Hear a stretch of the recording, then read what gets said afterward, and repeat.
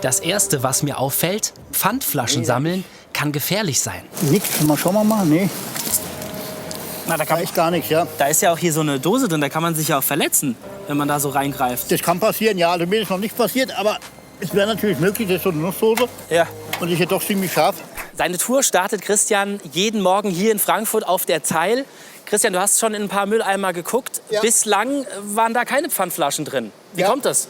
Ja, das sieht man ja ganz deutlich, weil man hier, ich nehme das hier mal raus. Man sieht hier mal die Plastiktüte an. Hier war alles so ein Müllwagen gewesen und er hat hier neue Plastiktüten reingemacht und hat noch keiner was reingeworfen. Das dauert erst eine Weile, bis hier Pfandflaschen kommen. Die erste Flasche findet Christian dann aber doch relativ schnell. Klar. Die ist 8 Cent wert. In den nächsten circa 20 Mülleimern sind dann aber keine Pfandflaschen mehr drin.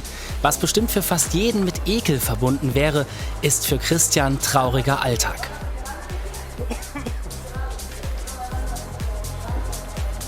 Wie viel Überwindung kostet es, in so einen Mülleimer reinzufassen und im Müll der anderen zu wühlen, damit man eine Pfandflasche bekommt? Ja gut, das ist am Anfang schon Überwindung, aber wie gesagt, man gewöhnt sich auch dran. Also ich will mal so sagen, im Prinzip ist es auch ein bisschen egal. Man schiebt es einfach irgendwie beiseite, den Charme und alles. Aber es geht dann schon. 3 bis 5 Euro will Christian am Tag an Pfand sammeln für Essen. Es kann auch manchmal sein, dass man in einer halben Stunde eben die 3 Euro oder die 5 Euro schon zusammen hat. Aber es kommt ganz darauf an. Wenn man eben Glück hat, dann geht es schnell. Und wenn man Pech hat, dauert es eben lange. Also, um es vorwegzunehmen, man hat meistens Pech. Ein paar Minuten später hat der 59 Jahre alte Christian aber Glück. Da steht ja eine neben der Mülltonne. Nee, in der Mülltonne, genau. Die zweite Flasche. Er hat jetzt ungefähr eine halbe Stunde gesucht, macht 16 Cent Pfand. Es gibt weniger Flaschen für Pfandsammler wie Christian, sagt zum Beispiel die Diakonie Hessen. Denn weil alles teurer geworden ist, sammeln mittlerweile auch Menschen Pfand, die vorher gar nicht darauf angewiesen waren. Sind eindeutig mehr da, die sammeln, ja. Und ist auch manchmal ein richtiger Kampf von Pfandflaschen. Also meistens geht es friedlich ab, aber manche werden auch aggressiv. Denn da nimmt man eine Pfandflasche und dann regt sich einer auf, das ist meine, ja. Und ja, also ist ja eigentlich dass man sich um 8, 15 oder maximal 25 Cent streitet, das sehe ich nicht ein.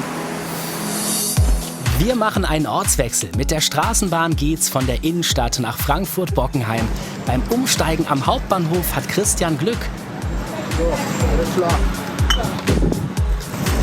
Mittagszeit in Bockenheim, hier wieder Pech.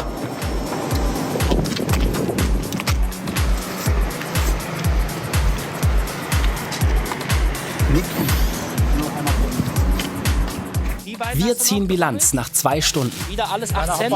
Hauptbahnhof. Und die auch noch? Und die? Ja. Was ist die wert? 6 Stücke, ja, das sind 25 Cent. 25. Dann haben wir 5 mal 8 plus 25, um die 65. 65 Cent, ja. Für 2 Stunden, das ist ein schlechter Ja, Stundenlohn. richtig schlecht, ja. Ist das normal? Ist eigentlich ganz normal jetzt, ja.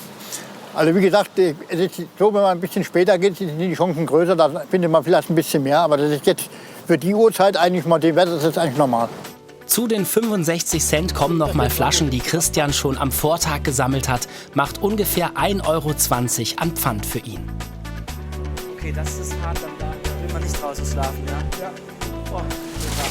1,72 ist jetzt doch rausgekommen. Christian, du hast irgendwie noch eine Sprudelflasche abgegeben, die du eigentlich gar nicht reinwerfen wolltest und die hat viel gebracht, ne? Ja, ich wusste nicht, ob das eine Pfandflasche ist. Ich habe das Verdacht mitgenommen und der Automat hat das angenommen. Super, jetzt sind wir also haben wir noch ein bisschen mehr als erwartet. Reicht das für ein Essen? 1,72. Das reicht ja, 1,50 für ein Essen, das langt. Vom Sozialamt bekommt Christian demnächst übrigens eine Wohnung.